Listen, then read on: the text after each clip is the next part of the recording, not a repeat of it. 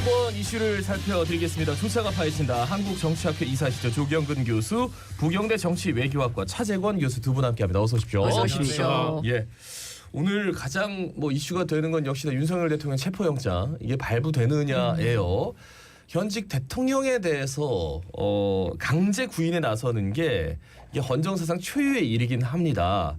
일단 발부 여부에 대해서 체포영장 발부될 거라고 보세요?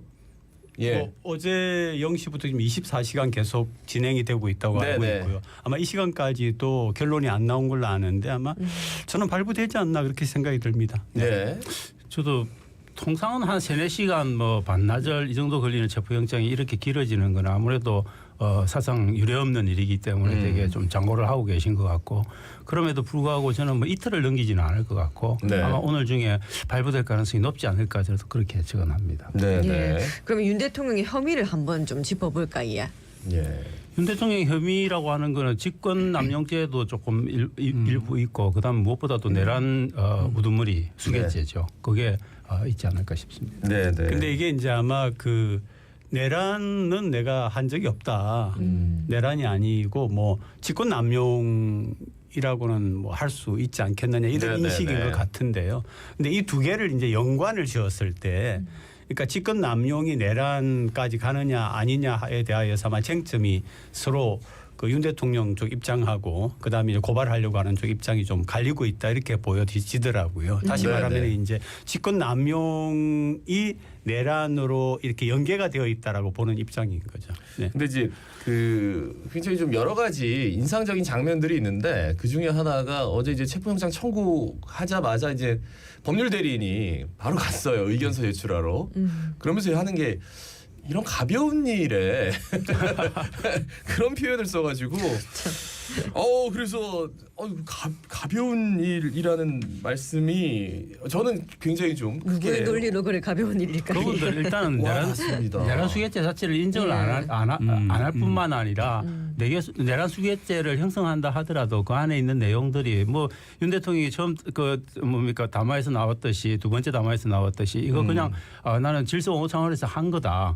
질서 유지하려고 한 거다라고 하는 인식을 갖고 있는 거죠. 그런 인식이 저는 공유되고 있고, 그런 측면에서 보면 되게 자신들은 가볍다고 생각을 하는 건데, 이거 일반 국민 정서에서 보면, 그리고 모든 국민들이 다 TV를 지켜본 결과에 따르면 전혀 아닌 거죠. 이거는 중에도 중한 정도가 굉장히 중한 거다.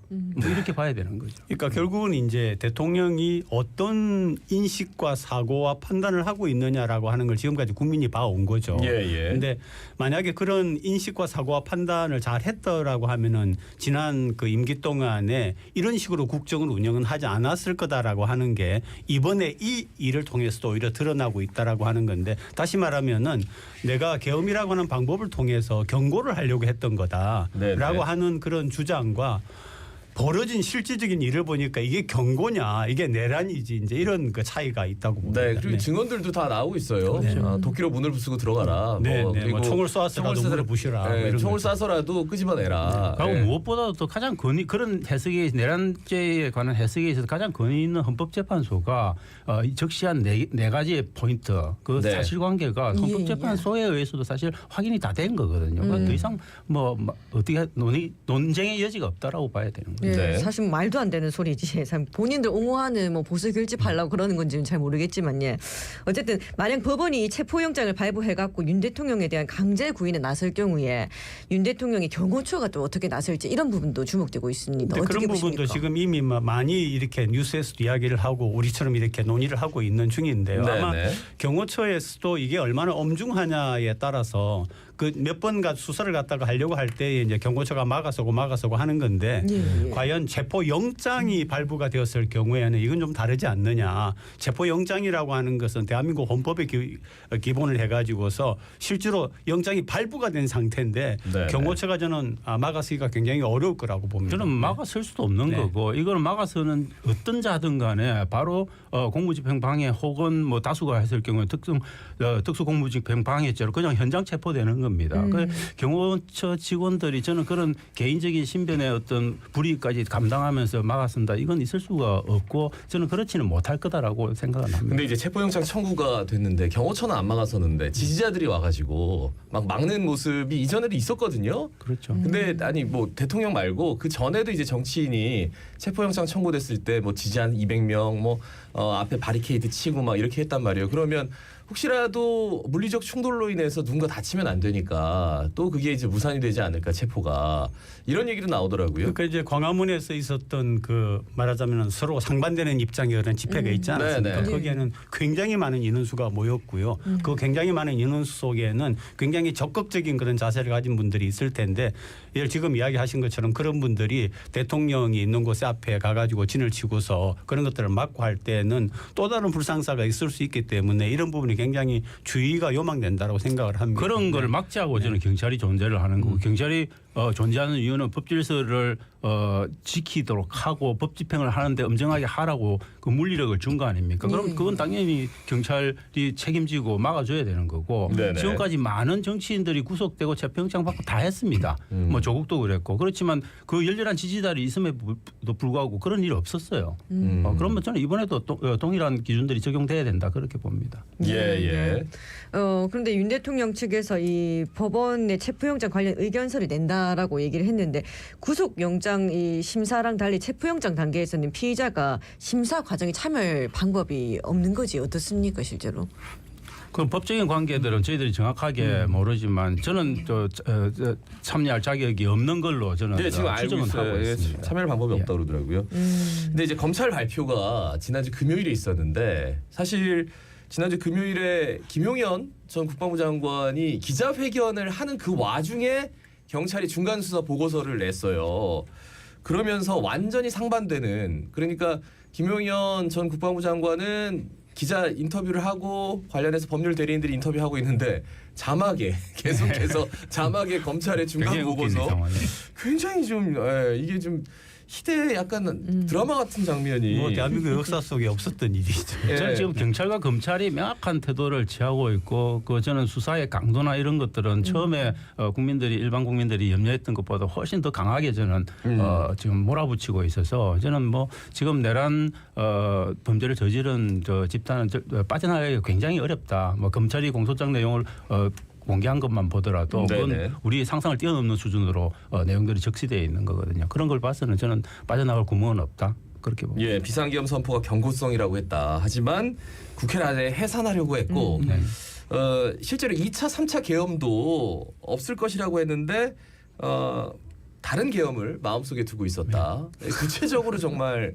얘기를 했더라고요. 그리고 누가 어떤 발언을 정확하게 했다. 뭐 이런 얘기까지 해서 검찰도 어떻게 보면 수사에 대한 의지를 엄청나게 보여주고 있는 것 같더라고요.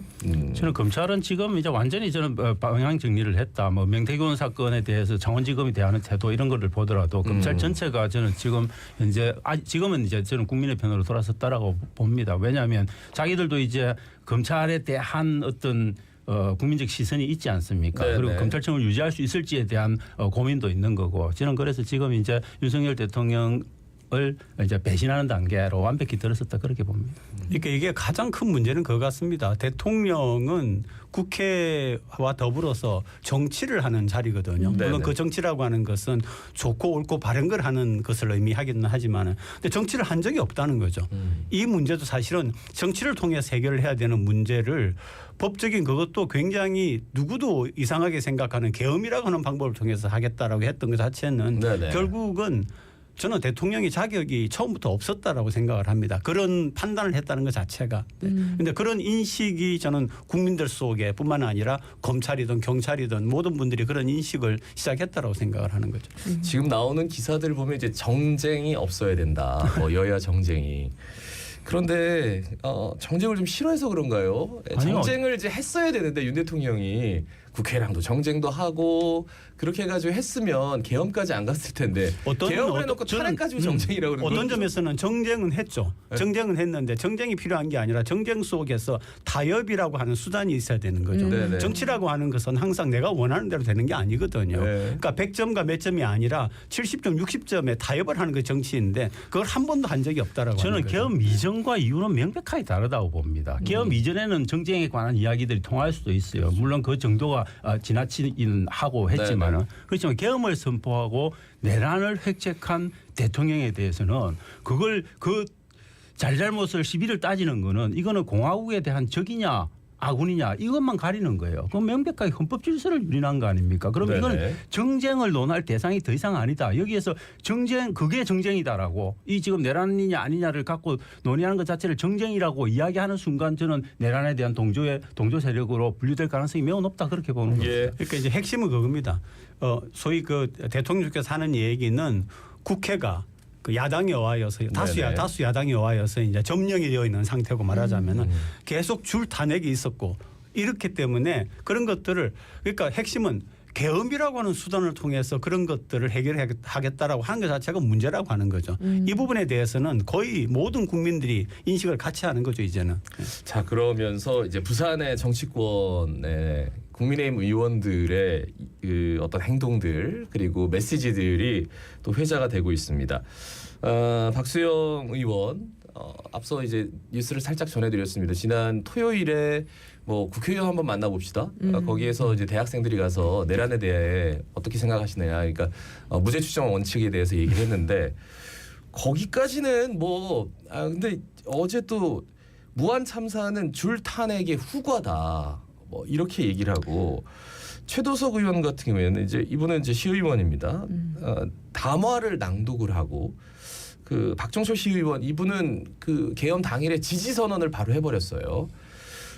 그러면서 이게 진짜 이 부산의 정치권에서 국민의힘 의원들이 이 정도면 정말 좀 충성 경쟁 이런 느낌까지 들어서 어떻게 보세요? 야, 저는 차라리 해놓고 사과할 거면 그냥 조용히 계시라. 그냥 이런 형국에서는 자기가 정말 자신 없으면 그냥 조용히 계셨으면 좋겠어요. 아니, 사과는 안 했습니다.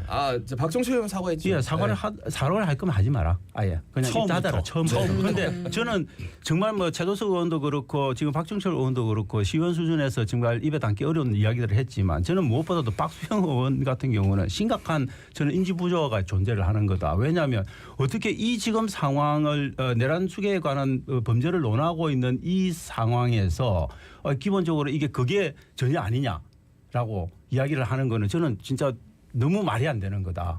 왜냐하면 헌법재판소에서 하고 있는 재판의 성격과 그다음에 일반 형사재법의 성격은 완벽히 다른 겁니다.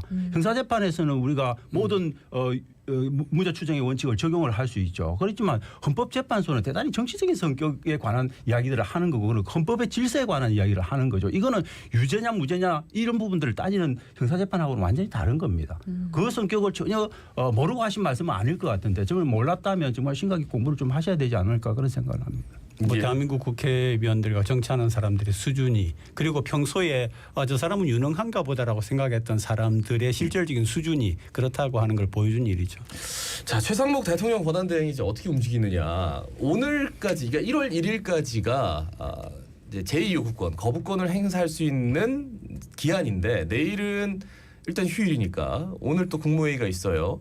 아직 이 제2요구권 관련해서 쌍특검법 관련해서 아직 국무회의 그 의제로 올라오지는 않은 것 같은데 거부권 행사할 것이다라는 의견이 많더라고요. 그런데 뭐 현재로서는 두 가지가 지금 자기 눈앞에 있는 거 아닙니까? 하나는 쌍특검이고 또 하나는 헌재 구인으로 임명을 할 거냐라고 하는 건데 약간 거기에 대해서 정치적인 어떤 해결책을 마음에 가지고 나오지 않겠는가. 그래서 좀 추측하고 있는 걸로는 헌법재판관 구인을 채우는 대신에 이 쌍특검 같은 경우에는 거부하는 그래서 야당이 볼 때에 우리가 말한 모든 것을 다 거부해라고 하는 건 아닌 그런 약간 방법으로 나가지 않을 건가 하는 추측도 있더라고요. 네. 저는 국회의장을 만났을 때 아마 이에 관한 이야기를 듣고 의견을 들었을 거라고 보는데 그 과정에서 어떤 의견을 피력했는지는 알 수 없지만 저는 이분 같은 경우는 일단은 기본적으로 계엄 선포를 위한 심의를 위한 국무회의에 참석자 명단에 11분 중에 들어가 있는 거거든요. 네, 이런 네. 사람 중에.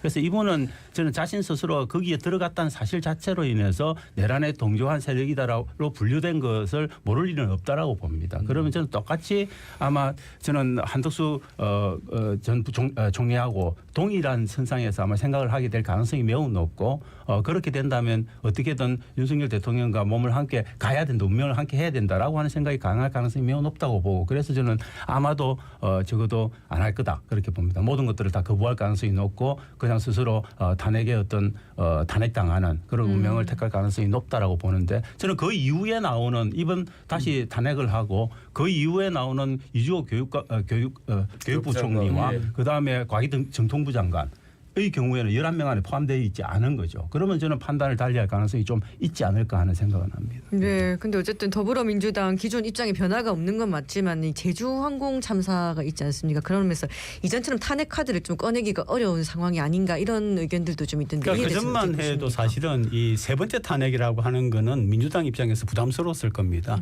줄 탄핵이라고 하는 게 왜냐하면 그 전에도 이미 그런 행태를 거기에는 이유가 민주당 나름의 이유가 있었겠지만은 그렇게 줄 거부권을 행사하고 뭐 이런 것들이 계속 줄이라고 하는 단어가 우리 뭐 정치에서 이렇게 횡행을 했는데 그래서 그게 굉장히 부담스러웠을 겁니다. 민주당으로서도 그렇기 때문에 아마 어느 정도 선에서는 좀 자제해 나가는 그런 것들이 이제는 좀 보이지 않을까 하는 기대를 갖고 있는 거죠. 저는 탄핵을 하지 않으면 다른 솔루션이 굉장히 없다라고 봅니다. 그런데 우회하는 다양한 방법들이 있습니다. 지금 현재 헌법재판관 스스로들이 헌법재판소에 뭐 가처분 신청을 낸다든지 아니면 국회의장이 나서서 권한쟁의 심판을 청구한다든지 이런 방법들이 있지만 그건 시간이 굉장히 많이 걸리는 문제고 지금은 탄핵해서 지금 탄핵해서 권한대행하는 사람이 그냥 임명하는 게 가장 빠른 겁니다. 그래서 저는 이게 줄에 탄핵이라 하더라도 그걸 해나가는 수밖에 없을 거다 그렇게 봅니다. 그러니까 그 부분에 대해서 윤 대통령 측은 좀 믿는 것 같아요. 그러니까 계속 탄핵을 해도 또 바꿔도 계속해서 시간이 지나갈 것이고 그렇다면은 어떤 여론의 그 지형이 좀 바뀔 수도 있을 것이다. 근데 현재의 단계에서 아까 제가 말씀드린 것처럼 아마 민주당 쪽에서 이 만약에 지금 현재 대행이 그런 제안을 했다고 하면 하나는 받고 하나는 주는 그런 제안을 했다라고 하면은 그거를 민주당이 받을 거냐 안 받을 거냐라고 하는 게 관건인 것 같아요. 그러니까 헌재 구명을 세우는 것과 그다음에 아까 말하는 그런 것들을 거부권 행사를 하는 것과 이런 것들. 근데 둘 다 거부권을 행사할 것 같아서 저는 이 두 가지를 다 하게 되면 탄핵 당하는 주무장관들, 권한대행 자격이 있는 사람들 그 순서에 따라서 올 거 아닙니까? 그분들도 고민을 할 수밖에 없습니다. 왜냐하면 탄핵을 당하는 순간 내란 동조 세력의 리스트에 이름을 올리는 겁니다. 그 부담 정치적 굉장히 큰 부담이고 정치적 부담일 수 있고 나중에는 결국 자기가 실형을 살아야 될 문제일 수도 있는 거죠. 그 부분에 대한 고민들을 하게 될 거고 그래서 저는 계엄 심의를 위한 국무회의 참석한 11명의 리스트 안에 있냐 없냐가 또 하나의 좀 판단의 근거가 될 가능성도 있지 않을까 저는 개인적으로 그렇게 생각합니다. 또 한 가지 더 말씀을 드리면은 현재는 최대행 아닙니까, 그죠? 그다음에는 이주호 대행이 이제 오는 거죠. 그런 성향도 아마 고려의 변수가 될 거라고 생각을 합니다. 근데 이제 그런 얘기도 했어요. 네. 이 노종면 의원이 방송에서 이렇게 되면 다 5명 할 수 있는 사람들을 모두 한꺼번에 탄핵을 해서 그러면은 아무도 거부권을 행사할 수 없거든요. 극단적이긴 하지만 가장 빠른 방법이다. 그런데 그 카드까지는 정말 쓰고 싶지 않다. 뭐 이런 얘기를 했는데 거기에 대한 가능성은 어떻게 보세요? 저는 그 가능성도 있지만 그 가능성은 여전히 그럼 국무회의가 완전히 무력화되었을 때 국회의 완전한 그런 권한들이 가느냐에 대한 법적인 논쟁의 여지도 있는 거고 우리가 한 번도 가본 길이 아니었기 때문에 저는 굉장히 리스크가 있는 부분이라고 생각을 합니다. 물론 계속 줄탄핵을 하다 보면 그런 상황까지 갈 수도 있겠지만 저는 그런 상황까지 가는 거는 좀 바람직하지는 않다 그렇게 봅니다. 또 한 가지 이제 고려해야 되는 게 이번에 무한 참사 같은 정말 안타까운 일이 일어났지만 대한민국 경제가 어떻게 될지를 모르는 거거든요. 특히 무역 관계라든지 또 트럼프 대통령이 조금 있으면 이제 임기를 시작을 하게 되는데 이런 변수들이 있기 때문에 과연 그 거대 야당이 민주당이 그런 것도 무시해가면서 국내에만 집중하는 그런 판단을 할 거냐 하는 것도 또 한번 우리가 고려해야 되는 변수가 아닌가 싶습니다. 예. 그리고 이제 헌재에서 한덕수 국무총리 탄핵 효력 여기에 대해서 뭐 헌재 결정에는 부인이 어렵다. 인정해줘야 된다. 지금 당장은 이런 입장을 내놓습니다. 그러니까 헌재도 할 수 있는 거는 최대한 하는 것 같아요. 6인 체제에 대해서 심리 가능하다. 뭐 이렇게 해가지고 네. 저는 헌재가 6인 체제로 심리 가능하다 이야기는 헌재 안에 상당한 정도의 6분의 만장일치에 가까운 견해 일치가 좀 있지 않을까.